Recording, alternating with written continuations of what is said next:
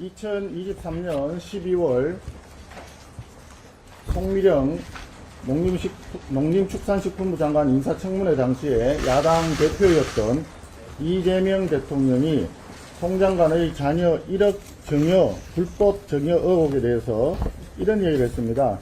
공복으로서 기본적인 자세가 되어 있지 않다. 이런 일이 수없이 발생해도 또 장관이 임명될 것 같고 국가 전체가 대통령의 사유물이 되어가는 것 같다라고 얘기했습니다. 그런데 지금 이재명 대통령의 장관 임명자들을 보니 이대로 임명을 강행한다면 그야말로 대한민국 전체가 이재명 대통령의 사유물이 되었다라고 볼 수밖에 없을 것 같습니다.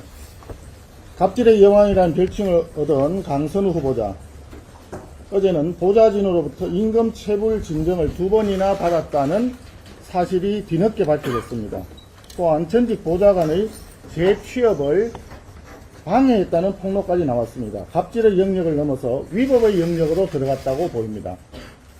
강선우 후보자는 검증 대상이 아니라 수사 대상이 되었습니다. 더운 여름 더 이상 국민들을 열받게 하지 마시고 자진 사퇴하거나 지명 철회하십시오. 권오울 후보자는 어저께 청문회에서 정말 이해하기 어려운 답변을 했습니다. 보훈 관련 경력이나 전문성이 없다라는 질의에 대해서 지역에서 만난 택시 기사가 독립유공자의 유족이다. 국민들이 이런 답을 듣고 얼마나 속이 답답하셨겠습니까? 전국 253개의 지역구 국회의원 중에 지역에 유공자 유족이 없는 국회의원이 어디 있겠습니까? 그렇다면 전문성이라고 하는 것은 아무런 의미가 없겠지요.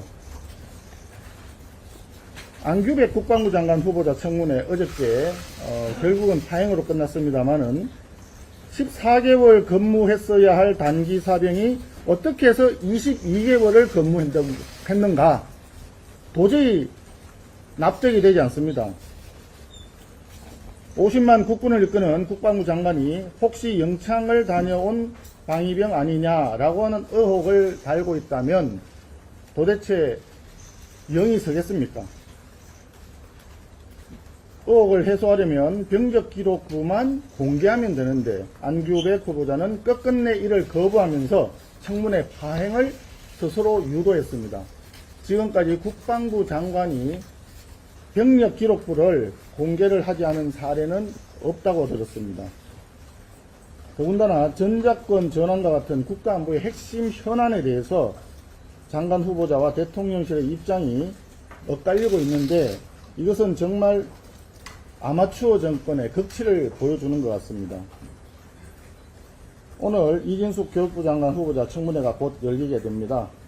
역대의 교육부 장관 후보자 중에 논문 표절 의혹이 제기된 케이스는 다소 있었지만 이진숙 후보자의 비교해 본다면 세 발의 피라고 보입니다. 오타까지 뺏겨 쓴 그런 사람은 지금까지 없었던 것으로 보입니다. 후보자 스스로 부끄러움을 안다면 자진 사퇴하는 게 답입니다. 예, 특검의 압수수색에 대해서 한 말씀 드리겠습니다. 이재명 대통령 대선 공약 중에 이런 내용이 있습니다. 압수수색 영장 사전 신문제를 도입한다고 공약을 했었습니다. 판사가 영장 발부 전에 수사관계자 등을 직접 신문해서 압수수색의 필요성과 범위를 결정하는 제도입니다. 아마도 압수수색 대상자의 인권이나 이런 부분을 보호하기 위한 공약이었다고 봅니다. 압수수색 영장이 정치적 목적으로 남발된다면 심각한 문제가 발생한다라고 생각했기 때문에 이런 공약을 내걸었던 것으로 보입니다. 그런데 지금 특검 수사가 당초에 이재명 대통령의 공약 때 나왔던 문제의식과는 정반대로 가고 있습니다. 수사 초반부터 압수수색 영장이 과도하게 남발되고 있습니다. 그래서 이재명 대통령이 특검을 통해서 야당에 지금 정치적인 보복을 하고 있는 것이 아니냐라고 하는 비판이 나오는 것입니다. 지금 새 특검 간에 경쟁적으로 수사를 하고 있고 과잉 수사와 언론 회의로 마치 충성 경쟁을 하는 듯 합니다. 특히 지금까지 금전 수수라든지 이런 문제가 있지 않는 한 개인의 자택에 대한 압수수색은 굉장히 신중하게 진행하는 것이 그동안의 법적의 관행이었습니다. 그러나 지금 야당 의원들을 향해서는 무차별적으로 자택 압수수색 남발하고 있는 상황입니다. 야당 탄압이거나 정치 보복적인 이런 수사, 압수수색에 대해서는 결단코 용납할 수 없습니다. 법원에서도 압수수색 영장 발부에 신중을 기해줄 것을 다시 한번 요청드립니다. 이재명 정부 인사에 대해서 변전충 인사라고 말씀드린 적이 있습니다. 변호인단, 전과자, 이해 충돌. 그 중에서도 변호인단 문제가 아주 심각하다고 보입니다. 대통령실, 정부, 그리고 현직 여당 국회의원까지 합치면 이재명 대통령의 여러 범죄 혐의에 대한 변호인 출신이 무려 12명이나 됩니다.